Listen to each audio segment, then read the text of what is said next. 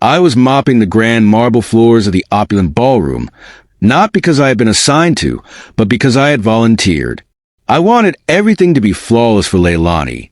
The company dance was her favorite event, and she had spent weeks meticulously preparing for it.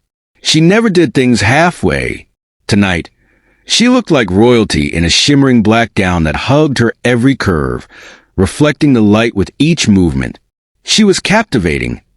A woman who turned heads effortlessly, her beauty striking from the moment we first met, and still enough to leave me breathless. When I finished my duties, I quickly changed into the suit I had worked hard to afford. It wasn't a designer piece, nor did it fit as perfectly as the hand-tailored tuxedos Rafael Castellano wore, but it was clean, pressed, and the best I could manage. As I stepped into the ballroom, my eyes were drawn to Leilani immediately. She was on the dance floor, laughing as Rafael spun her around with the confidence of a man who owned not just a company, but the room itself. The crowd cheered them on as though they were the stars of a grand, romantic spectacle. At first, I told myself it was nothing. Leilani had always been social, and Rafael, as the company's CEO, was a powerful man to know. Dancing with him might simply be a savvy career move. But as the night unfolded, the truth became harder to ignore. She stayed close to him, her laughter warm and genuine, her hand lingering on his arm in a way that felt too intimate for mere politeness. Every time I tried to approach, Raphael's sharp gaze locked onto me, his expression daring me to interrupt. By the evening's end, I couldn't hold back anymore. I crossed the room to where they stood near the champagne table, her hand resting on his chest as if staking a claim. "Leilani," I said, forcing a smile, "can I have a word?" She turned to me with a look of irritation, as though I were a stranger intruding. Raphael smirked, his voice dripping with mockery. "Maxwell," he said, "shouldn't you be cleaning up?" The jab stung, but I ignored it. "Leilani," I repeated, my voice firmer now. She sighed, exasperated, and finally faced me fully. "Max, can't you see I'm busy?" "Busy?" I echoed, my voice cracking. "You spent the entire night with him." She laughed, a sharp, cruel sound that silenced the room. "Oh, Max," she said, her words cutting, "you're so pathetic." The weight of dozens of eyes bore down on me, their pity suffocating. "Leilani," I whispered, barely able to form the words, "what are you saying?" Raphael stepped in before she could answer, sliding his arm possessively around her waist. "She's saying she's moved on, Maxwell. She deserves better than this." He gestured at me dismissively, his disdain palpable. Leilani's eyes sparkled with malice as she delivered the final blow. "I've fallen in love with Raphael, Max. He's everything you're not. Ambitious, powerful, rich." She smiled coldly. "You were just holding me back." The word struck like a physical blow, leaving me reeling. Before I could respond, Raphael twisted the knife. "Oh, and Maxwell," he said smoothly, "consider this your last day with the company." Security was called, and within moments, I was being escorted out, humiliated under the gaze of my coworkers. Some whispered in shock, others laughed outright. I could barely process the betrayal. The woman I had loved and the man I had, at the very least, respected, had shattered me in front of everyone. The divorce that followed was even worse. Raphael's team of high-powered lawyers tore me apart in court. Leilani painted me as an incompetent, bitter husband who had failed to support her, despite the fact that she earned far more than I did as a division manager.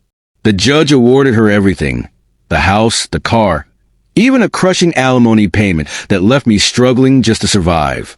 I left the city with nothing but a duffel bag and a heart heavy with bitterness. I found refuge in the rural wilderness, far from the chaos that had destroyed me. The cabin I bought was small and run down, but it was all I could afford. I poured myself into fixing it up, taking odd jobs around town to scrape together enough for necessities, tools, and the relentless alimony payments. It was a solitary, grueling existence, but in the quiet of the woods, I found a fragile sense of peace.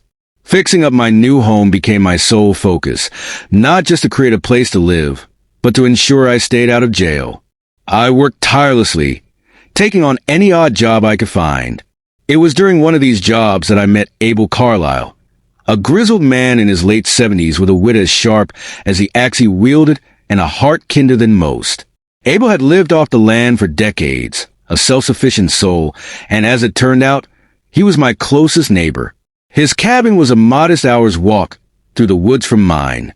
Abel took me under his wing, teaching me the skills I needed to survive in the wilderness.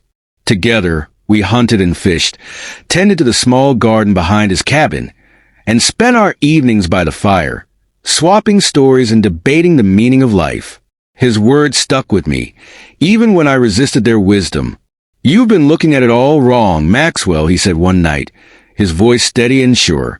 "Life ain't about what you have or what you've lost. It's about what you've got left and what you do with it. Right now, you've got peace. That's worth more than all the money in the world."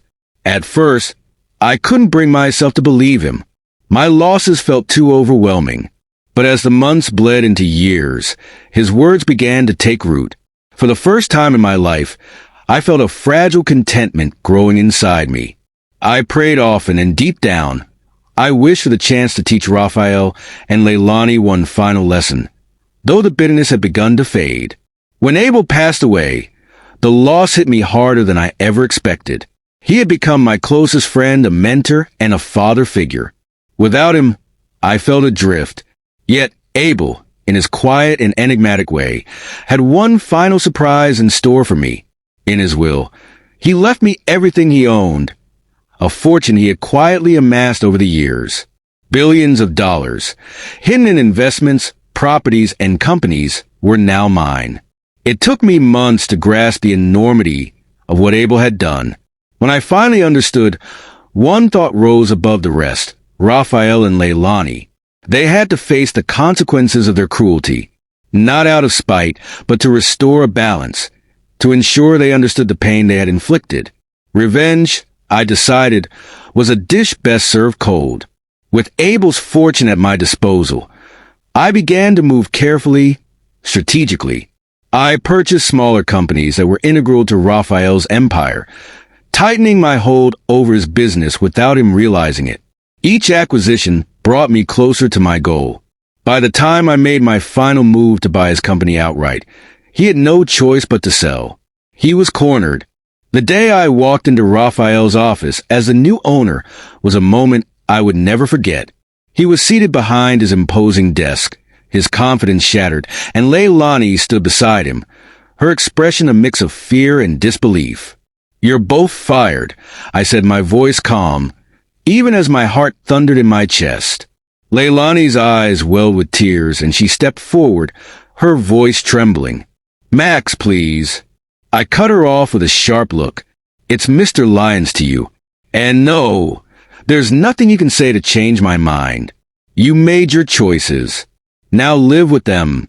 They left the building that day, heads bowed in shame, stripped of the power and prestige they had once flaunted. As I watched them walk away, I felt no malice, only a sense of justice. The lesson had been taught, the scales balanced. In the quiet that followed, I found myself reflecting on Abel's words. He had been right all along. Life wasn't about what I had lost or even what I had gained. It was about what I chose to do with the time and opportunities one was given. And in the end, I had made it count.